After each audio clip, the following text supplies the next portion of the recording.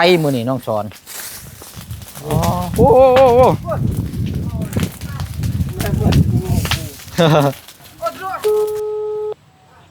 ฮัลโหลโดยสบายดีไอ้เจ้าโดยห่างเหินกันนานเนาะบ่ได้ติดต่อแต่เหิงเลยแล้วจะว่าบ่เฮ็ดเงียบเป็นยอดปีโดยเดี๋ยวพอดีว่าสิร่วมทำบุญแล้วก็กินทานนำทั้งอ้ายเพิ่นนั่นแหละเจ้าส่ง QR มาให้นี่เด้อโดยเพราะว่าบ่ได้ไปนำนี่แหละเนาะเนาะอันทางบ่บุญบรรพาเรียบร้อยเนาะก็รวมกินทานนำกันเนาะโอ้ยจังได๋ก็ขอให้ภูมิวิญญาณของทางอ้ายเพิ่นไปสู่สวรรค์ชั้นฟ้าเด้อเนาะเป็นภูมิที่ดีเนาะผู้อยู่นี่ก็เป็นกำลังใจให้เนาะสู้ๆนำกันพี่น้องเอ้ยเนาะ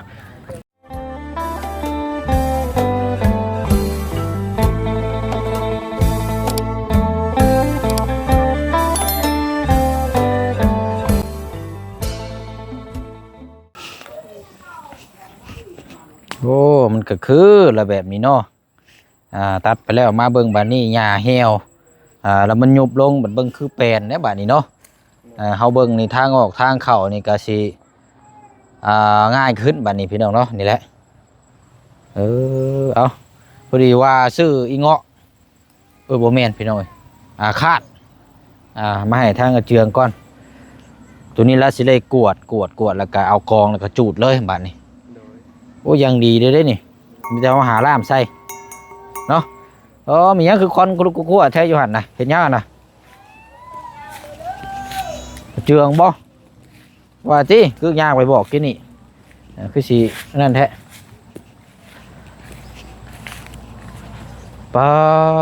พี่น้องเอ้ยแปลแล้ววันนี้ตัดมื้อเช้านี่เดี๋ยวจะให้เจืองเฮ็ดคาดนี่แหละเนาะพอดีน้องสอนกะมานำพี่น้อยโอ้น้องอ่อนบ่น่ะแล้วเฮ็ดยังน่ะขุดคุมปลูกมันเลยโอ้ไวดิโดนี่เนาะเอาเดี๋ยวจังเข้าไปเบิ่งพี่น้องเนาะพอดีว่ากลับเข้ามาอีกเนาะมาพูดมาคุยแล้วก็มาติดตามเบิ่งน้ำกันเนาะพี่น้องเนาะกับทักทายสบายดีและสวัสดีพ่อแม่พี่น้องเบิดสุขุสุคนนะพี่น้องเด้อเนาะมาพบมาเจอกันอีกคือเก่าคือเดิมพี่น้องเนาะเพิ่มเติมแน่กาสำหรับทางเสาเนาะทางบุเชียงได้ไปสั่งเรียบร้อยแล้วพี่น้องจำนวน6เสา6ต้นหน้า15ยาว2เมตร50เนาะเอาแล้วก็หลังจากเฮาสั่งตอนนั้นแล้วบัดนี้พี่น้องทางบุเชียงก็สิสั่งไม่ตอนนั้นน้ำเนาะไม่ต่อเสาขึ้นนะพี่น้อยเนาะเดี๋ยวสิโทรหาทางง่ายเพิ่นก่อนเพิ่นสิหาให้ได้บ่พี่น้องเนาะเฮาสิเอาอยู่2 เมตร 50 เซนซ้ำกันเอา6 ต้นคือกันเนาะสิเอาแต่เสาก่อนนะพี่น้องเพิ่นสิหาแล้วบ่เนาะเดี๋ยวถามราคาโทรถามเบิ่งนำกันก่อน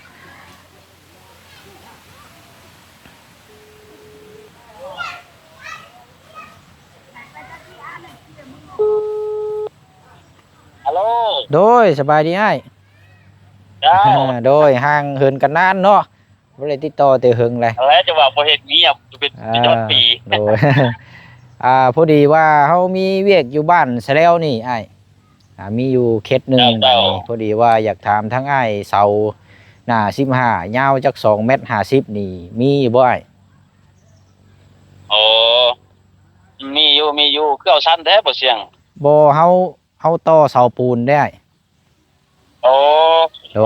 เคจ้ะได้อยู่ดอกโดยเอาจัก6 ต้นได้เด้อ6 ต้น6 เสาเดี๋ยวราคาแล้วจะเฮาสิไลฟ์เบิ่งแล้วเฮาสิเขียนเฮาสิส่งหาโดยอ้ายได้อ้ายโดยโอเคมีแต่เสาบ่โดยอ้ายอันเฮาเบิ่งงบก่อนตัวนี้เฮาจะเอาเสามาก่อนหั่นน่ะอ้ายคันว่าเรื่องไม่สิ้นไม่หยังเดี๋ยวจังว่ากันอีกทีนึงโอเคนะโดยไอ้โดยขอบใจเจ้าโดย พี่น้องเนาะเฮาก็สร้างเอาตามงบตามประมาณก่อนคือเฮาพูดเฮาคุยนํกันมันมื้อเช้านี่แหละกับทางบ่จันเนาะเฉพาะตีนเสาตัวที่สร้างมื้อเช้านี่ก็ยังบ่ฮู้ราคาซำาได้นั่นก็พี่น้องเนาะแต่ว่าก็น่าจะได้อีดอกเนาะเพราะว่างบเฮา11ล้านพุ่นแต่นี่บ่เสียงสร้างเสาไม้ต่อขึ้นมา6ต้นเดี๋ยวเพิ่นให้คำตอบมาราคาเท่าไหร่คันว่านั่นน่ะมีได้แม่นว่าให้เพิ่นสร้างแล้วเพิ่นเอามาเลยพี่น้องเนาะเห็นพร้อมกันเลยงามกี่ได้หรือว่าจังได๋ก็เบิ่งนํกันให้แล้วพี่น้องเนาะเอาแล้วก็เบิกก่อนพี่น้องเนาะจะร่วมกินทานทำบุญนำทางอ้ายของทางบ่บุญบ้านป่าเนาะผู้ที่สูญเสียเมื่อวานนี้พี่น้องเนาะอันนี้ทางข้าเจ้ากำลังเดินทางจะร่วมกินทานกินทานนำ ครอบครัวเพิ่นก่อนเนาะทางไอวันแล้วซื้อวันพี่น้องเนาะ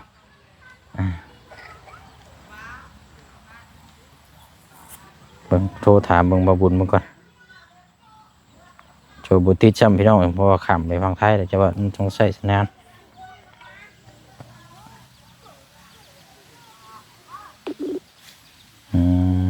โอเคติดอยู่ฮัลโหลครับ โดยบ่บุญฮอดใช่แล้วโดยอาจจะออกจากงานเมื่อกี้นี่โอ้หากออกอันนี้เนาะแม่นโอ้โดยไปน้ำกันจักคนเนาะ3 คน3 คนมีเบาเตียงเบายาวเนาะแม่นทั้งอันลุงนวดบ่ได้ไปน้ำบ่เราบ่มีพาสปอร์ตโอ้แม่นแล้วนี่เนาะเดินทางเนาะพาสปอร์ตเราบ่มีเลยบ่ได้ไปเอาซะเดี๋ยวว่าสิร่วม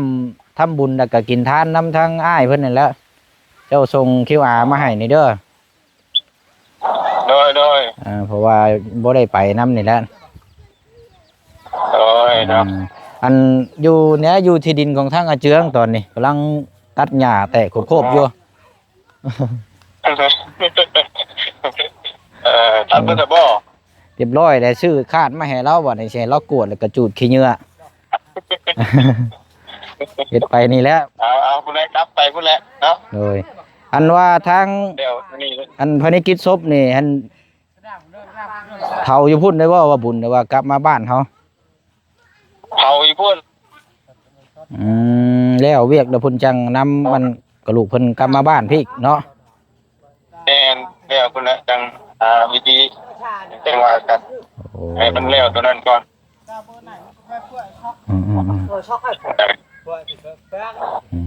เอาจะขี่ฮอดจังมุงได้สิเนาะเริ่มคืนแรกมื้อนี้อันแต่ว่าเผานี่มื้ออื่นบ่เอาศพออกมาอีหยัง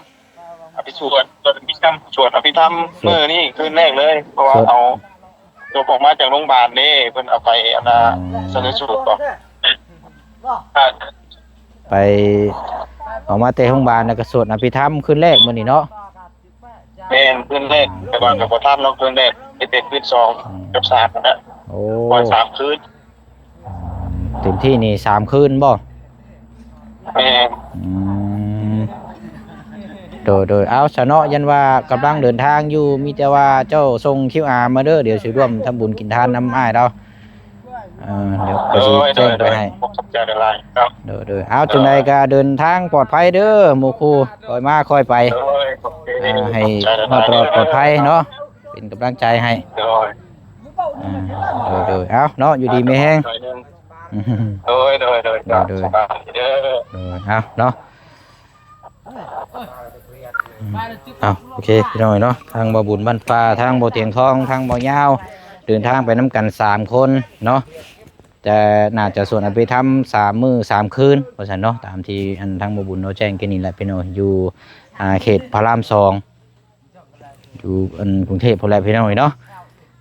เอากะทางบ่เสียงกะพร้อมครอบครัวกะสิร่วมกินทานทางอ้ายเราที่ผู้จากไปพี่น้องเนาะ ทางพี่ชายของทาง บ่บุญบ้านป้าพี่น้องเนาะก็จะร่วมกินทานนำ600,000 กีบเนาะพี่น้องเนาะเป็นเงินบาทเฮาก็สิอยู่ประมาณ1,000 บาท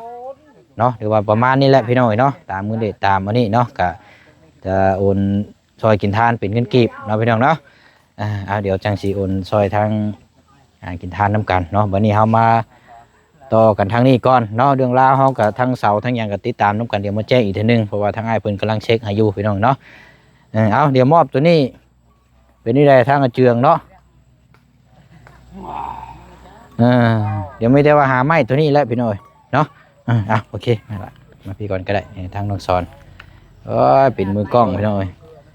สบายดีเจ้า โดยเอา จักแล้วนี่เนาะกวดแล้วเอาวันนี้เนาะอันนี้คนเพิ่นมาเนาะโอ้หาตั้งแต่ซื้อที่ดินหาก็มีคนมาหลายมื้อนี้เนาะพี่น้อยทางญาติพี่น้องมือซื้อนี่บ่ค่อยเห็นเนาะมามื้อนี้โอ้มันก็คือได้แบบนี้เนาะมีผู้คนมาเยี่ยมมายามโอ้เอาลองกดเบิ่งอยู่อ่ะได้อยู่บ่ อันว่าหาล่ามมาเนาะ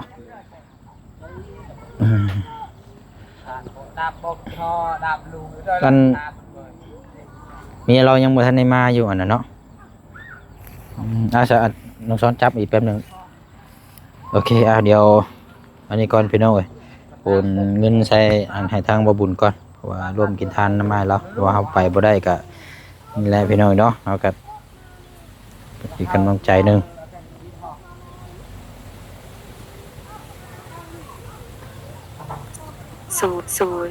0 ลบ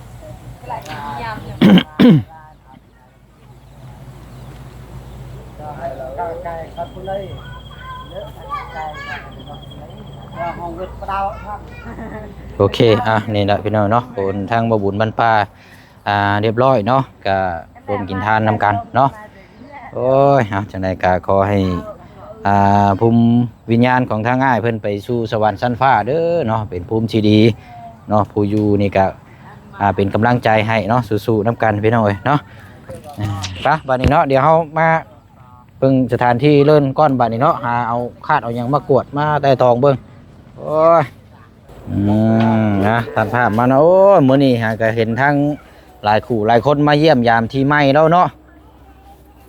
แล้วก็ทั้งผู้เป็นอ้ายนำคนน้อยนี่อยู่น้ำอ้ายเพิ่นก่อนเด้อให้พ่อเจ้าเฮ็ดเวียกก่อนเด้อยินบ่มันต้องยิ้มได้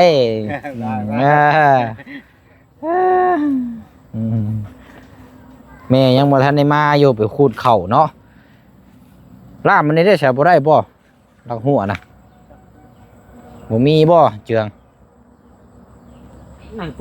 น้ำมาใส่นี่แหละพี่น้องเพราะว่าล่ามเด็กบ่มีมันเป็นล่ามไม้นั่นไม่ได้ดวงนะเจ้ามาคองกระตาตั้งแกเอียนไม่อาบได้บ่ใหญ่พอบ่ใหญ่บ่ดิเนาะนี่พูดต่อใหญ่โพดเนาะเอาลองหาเบิ่งนี่นะเฮ็ดกวดพอข้าวๆก็ได้นี่เอาล่ามมันนี่ก็ได้นี่ไม่ไผ่ไม่หยังก็ได้นะนี่ลองเบิ่งพวกเลยเต็มจ้างกันนายกระพูดใช่เต็มจ้างนะกับเขาจับไม้เอาลองหาไม้มาเบิ่งก่อนเนาะมาแบบนี้ก็ได้นี่น้องช้อนนี่พอกวดข้าวๆก่อนนี่แล้วจังให้เราหาไม้นะนี่แล้วจังหาไม้ได้แล้วนี่เอาพอกวดก่อนแล้วจังหาไม่ใช่ไม้นี่เราลองตอบเบิ่งนักขี้เห็นตัวโป๊ะมั่วเหมยจังแล้วเอาช่วงอากาศเย็นๆนี่แล้วเฮ็ดเวียกมันจะง่ายแน่เนาะมันจังบ่ร้อนบ่เมื่อยเอาเลยเอา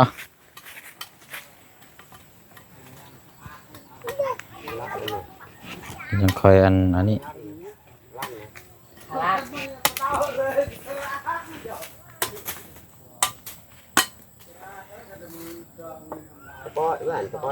ตัดแปลนคักเนาะโอ้คันเอาตัวนี้ลงไปนี่ยังคักเลยนี่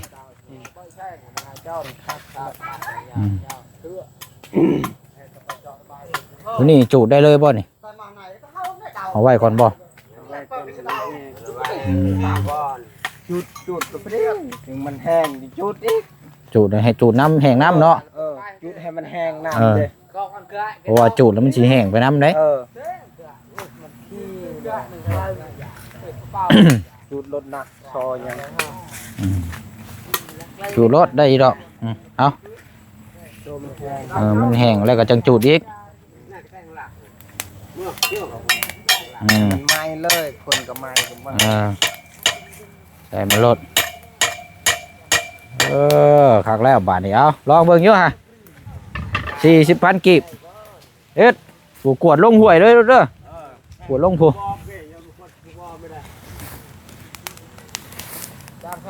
กวดลงห้วยตอนนั้นบ่แล้วจังอันนี้โทษเฮ็ดคักแล้วบาทนี้พี่น้อง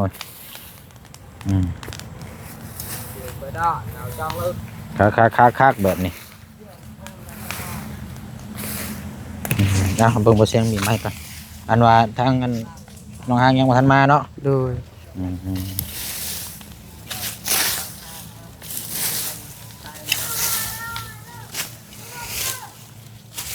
เป๊ะโบเนี่ยคือจางอากาศเป๊ะ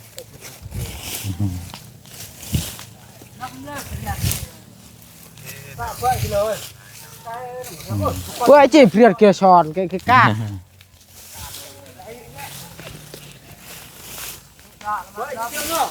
เอาจุดรถ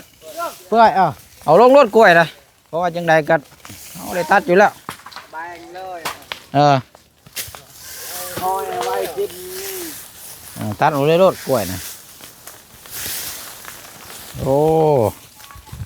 เอาได้กดลงว่ามันแห้วแล้วจังจุดตัวนี้กันเนาะโดย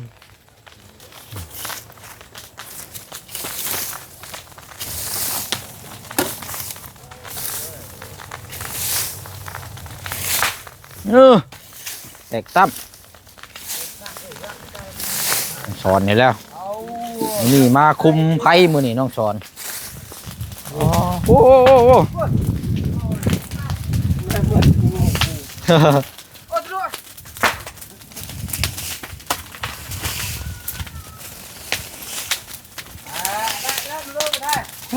คือแบบนี้เนาะโดยเนี่ยกวดไปกวดไปมันไรมาบ่โธ่เอาได้น้องสอนบาทนี่น้องสอนเห็นแล้วโอ้สิล่มอะไรทั้งนั้นโอ้ลูกเจ้านี่อยู่น้ำไผ่ก็ได้เนาะโดยโอ้ง่ายหรอโอ้ยมันก็เรียบมันก็ง่ายแล้วแบบนี้เนาะโดยบางคนนี่ว่ายากเลยบ่อยากกันอันนี้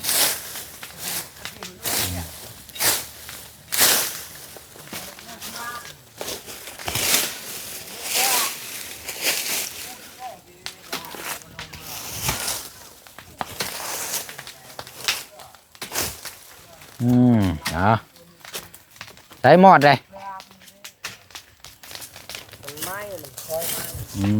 เดี๋ยวค่อยไหม้ค่อยจุ่มเอาเนาะตัวมันยังเปียกอยู่เนาะเอาอันพุ่นเอาใบกล้วยพุ่น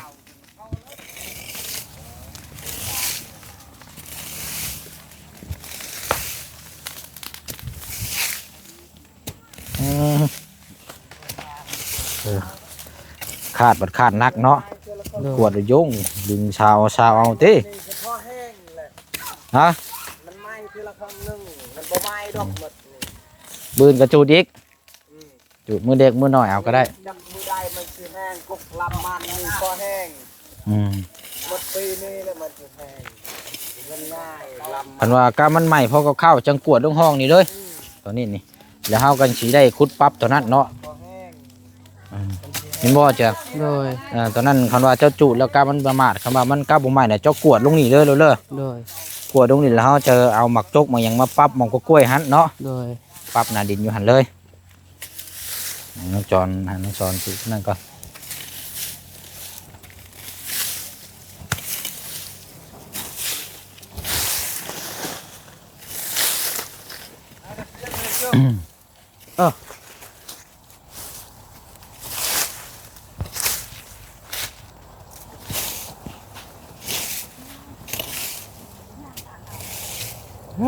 เอาตักแล้วบาดนี้เนาะไปเตพี่ไปบาดนี้ พี่กวดลงมาพี่เลยของขาดใหม่ครับขาดกี่ดอกเนาะอากาศมันก็เย็นแน่เนาะ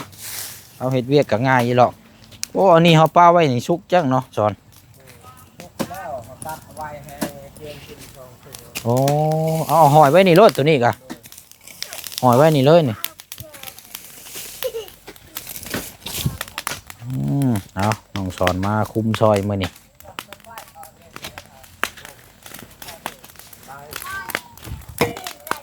ขนมมาแล้วน่ะสอนเอาอันแกะอันแจกให้เด็กน้อยนี่ล่ะเอาให้ทางน้องๆเพิ่นมากินนะอันแกะไว้กันรถ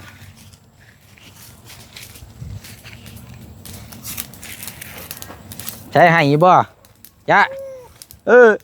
กินนมบ่กินนมกินนมให้ป้อนนมเด้อ กินขนมนี่ เออ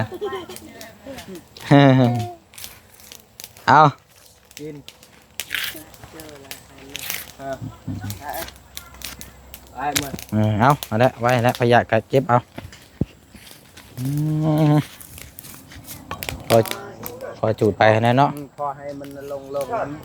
มันปีนึงพอให้ลงนี่ที่เนาะ แม่น ลงธรรมดาเลยก็ ให้มันยุบลง เก็บเอาอีกเนาะ เจือรถ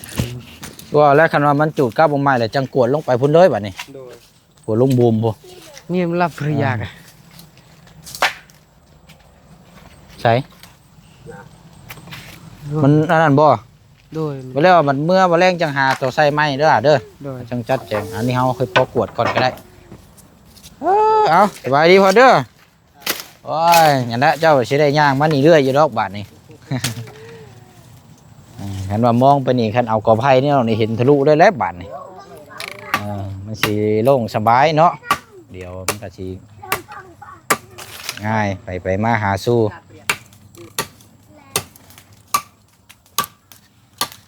เดี๋ยวให้ช่างเอาเจืองเพิ่นจัดการเองโอ้เป็นจังไดเนาะทางนี้ไม่ได้ก็รับเนาะ มันยังบ่แห้ง ชิ้นไหน เกี่ยวจริง แม่นผมมันยังอันนี้อยู่ มันปีนี้ก็มันยังบ่ได้เช่าแล้วปวดสะห้างมันจะตากแห้งที่เช่า ไม่แต่ว่าเขาเอาลงบุมพุ่นก็ได้เนาะ ดูครับ กวดลงไปพุ่นเลยว่าเขาไม่ได้ใส่อยู่แล้ว มันเห็น đó đồ cái thảo có ghi สบายนอน từ buồn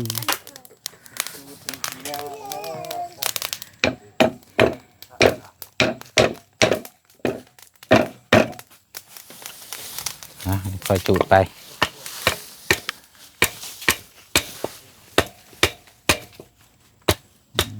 เอาพอได้แก้ไขไปก่อนแล้วจึงหาล่ามนี่ดีมาใส่หลักตอกตะปูงัดใส่รถบัดนี่ rồi กากเกดอก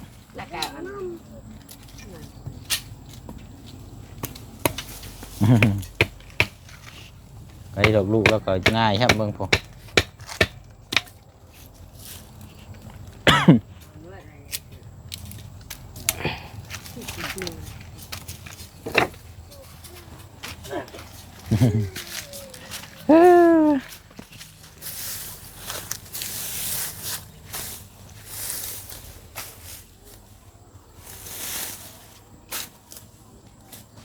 ใช่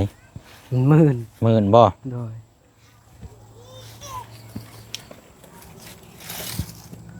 แต่แม่ยึดคือยึดขาดตายเด้บ่ในบุตรชาติมาสลาดบ้านได้รวมใน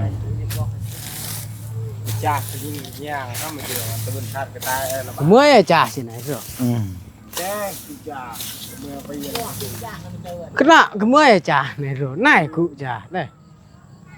เรื่องตะบุญชาติได้เช่นไร เอากวดกองแล้วก็จังฮุบเอาก็ได้กวดกองเฮ็ดกองใหญ่ๆแล้วก็ฮุบไปพุ่นเลย ดับดาวเลยชอบนี่อะไร นี่ใส่กูchả nước sát sát ชาติมันก็กินระเยือกเลย เนาะ ระเยือกเลย